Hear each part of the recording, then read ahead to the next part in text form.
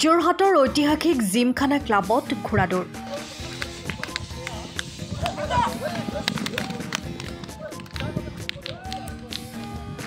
যোৰহাটৰ ঐতিহাসিক জিমখানা ক্লাবত আজিৰে পৰা 3 দিনীয়া কাৰ্যসূচীৰে 142 সংখ্যক ঘোঁৰাদৌৰ প্ৰতিযোগিতা অনুষ্ঠিত হৈছে।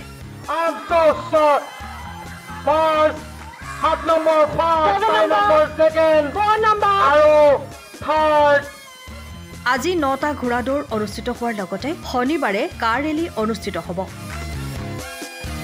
অন্যহাতে দেওবাৰে সন্মানীয় গভৰ্ণৰ্ছ কাপকে ধৰি মুঠ 9টা ঘোঁৰাদৌৰ অনুষ্ঠিত হ'ব।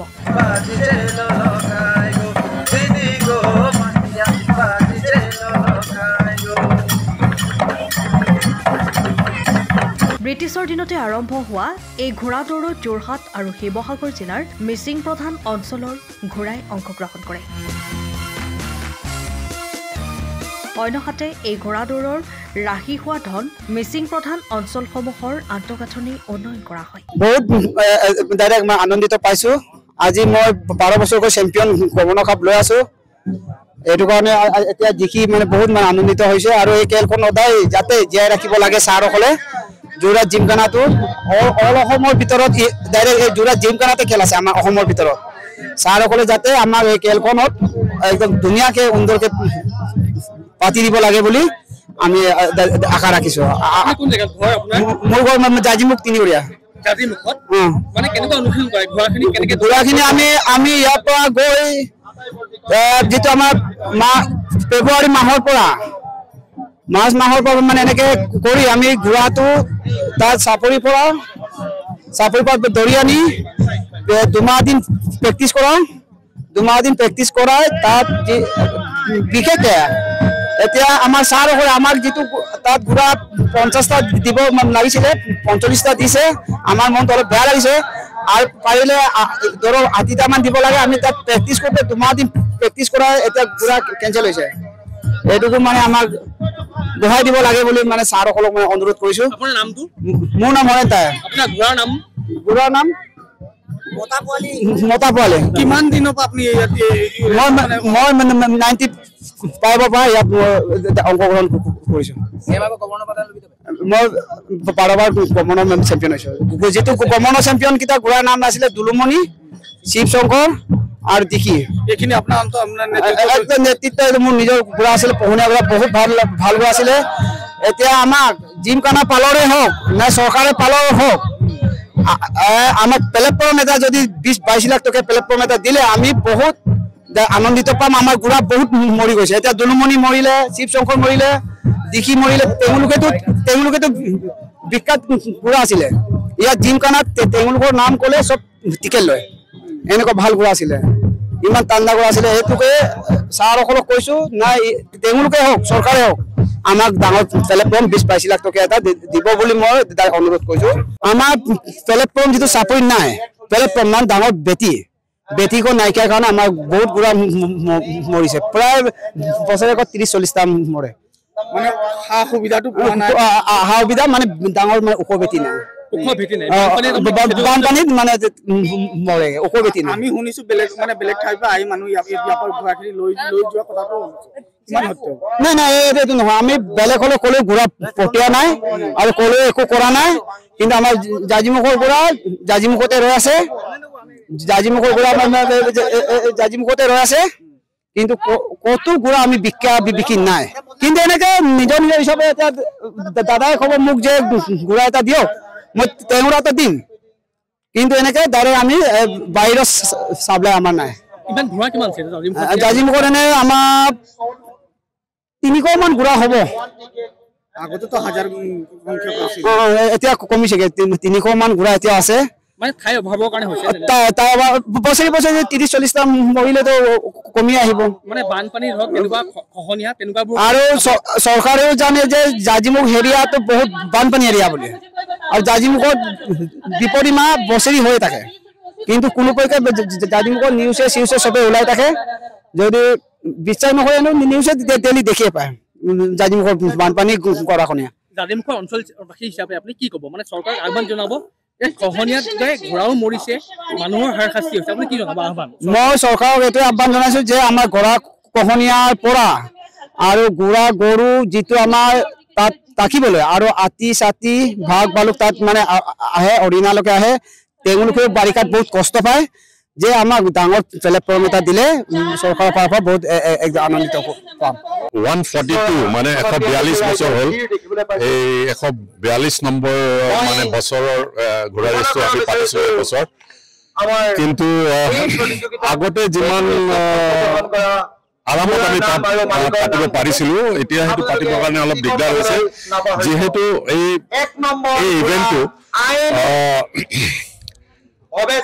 টি ইণ্ডাষ্ট্ৰীয়ে স্পন্সৰ কৰিছিলে টি ইণ্ডাষ্ট্ৰীৰ পৰাহে ইয়াত ক্লাবটো টি ইণ্ডাষ্ট্ৰী ক্লাব আছিলে আৰু এই ইভেণ্টটো টি ইণ্ডাষ্ট্ৰী আছিল এতিয়া টি ইণ্ডাষ্ট্ৰীয়ে ইমান ভাল ফাইনেন্সিয়েল অৱস্থা নাই আৰু ডাঙৰ ডাঙৰ কোম্পানীবিলাক গুচি গৈছে সেইকাৰণে এতিয়া পইচা তুলিবৰ কাৰণে অলপ আমাৰ অসুবিধা হৈছে তথাপিও আমি কৰিছোঁ আৰু আমাৰ মেইন উদ্দেশ্য হৈছে যে এই মিচিং আৰু এখেতসকলে যিখিনি ঘোঁৰা ৰাখিছে তেওঁবিলাকক যদি আমি এই প্লেটফৰ্মটো প্ৰভাইড নকৰোঁ যদি নিদিওঁ এই ঘোঁৰাবোৰ নাইকিয়া হৈ যাব এতিয়াও আমি গম পাইছো যে বাহিৰৰ পৰা আহি এই ৰাজস্থান এনেকুৱা বেলেগ বেলেগ জেগাত য'ত এই ঘোঁৰাবোৰ ইউজ কৰে মানে আৰ্মিও ইউজ কৰে এইবোৰ ঘোঁৰা লৈ গৈছে ইয়াৰ পৰা যদি সেইটোকে হয় এই ঘোঁৰাখিনি আমাৰ ইয়াৰ পৰা নাইকিয়া হৈ যাব সেইকাৰণে আমি এইটো আমাৰ কষ্ট কৰি এইটো আমি প্ৰত্যেক বছৰ পাতো আৰু এখেতসকল যিখিনি মানুহে ৰাখিছে ঘোঁৰা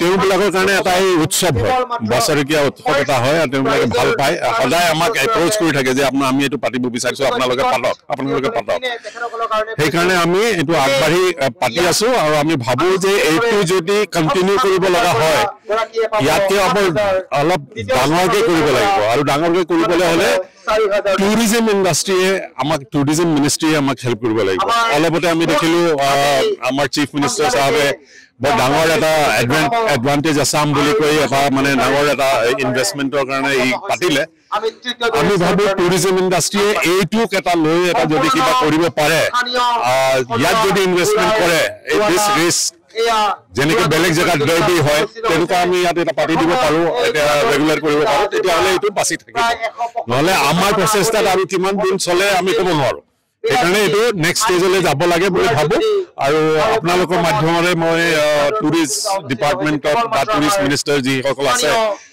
তেখেতসকলক আহ্বান জনাওঁ যে এইটো তেওঁবিলাকে অলপ ইণ্টাৰেষ্ট লওক আৰু এই এটা যিটো হিষ্টৰিকেল বস্তু আমাৰ ইয়াত চলি আছে সেইটোক বঢ়াই লৈ যাবৰ কাৰণে আমাক অলপ হেল্প কৰক আমাৰ আকৌ এইবছৰ আমি হৰ্চ ৰেচ অনুষ্ঠিত কৰিছোঁ আৰু 160 বছৰমান হ'ল নেকি যদিও এইটো 142nd একচুৱেলি কেইবছৰমান মাজত আমি পতা নাই সেইকাৰণে 160 বছৰ পুৰণা অনুষ্ঠান এটা আমি ৰিভাইভ নহয় আৰু চলাই আছোঁ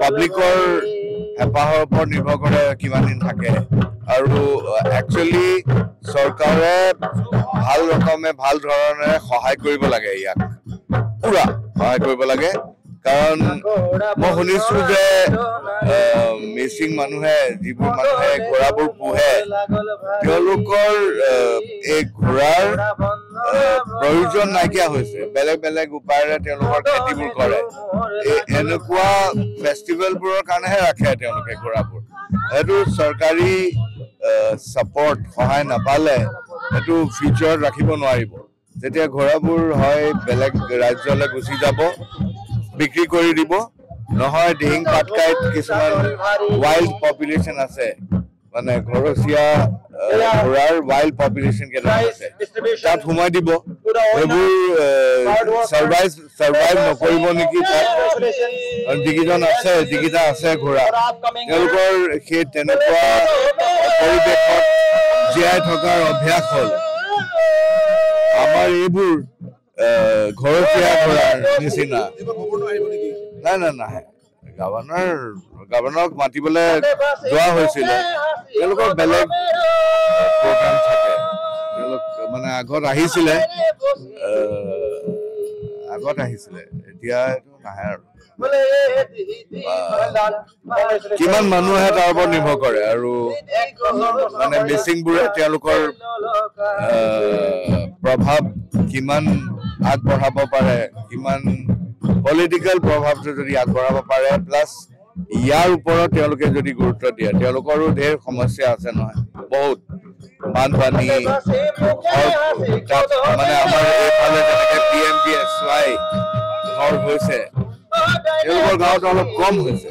সেইকাৰণে তেনেকুৱা সমস্যাবোৰ তেওঁলোকৰ কাৰণে আৰু বেছি ইম্পৰ্টেণ্ট, বেছি গুৰুত্বপূৰ্ণ। গতিকে চবৰে সহায় পালে এই বস্তুটো চলাই থাকিব পৰা যাব। কিন্তু মই যিমান মানে উৎসাহেৰে ৰাইজ আহিছিলে আগত, আজিতো বহুত কম মানুহ, সাধাৰণতে প্ৰথম দিনা কম আহে আৰু দেওবাৰে বহুত মানুহ আহে। চাওঁচোন এইবাৰ দেওবাৰে কিমান সংখ্যাত আহে। Bureau report, time of Assam. সময়ৰ খবৰ সময়ত পাবলৈ ফ'ল' কৰক টাইম অফ আছাম।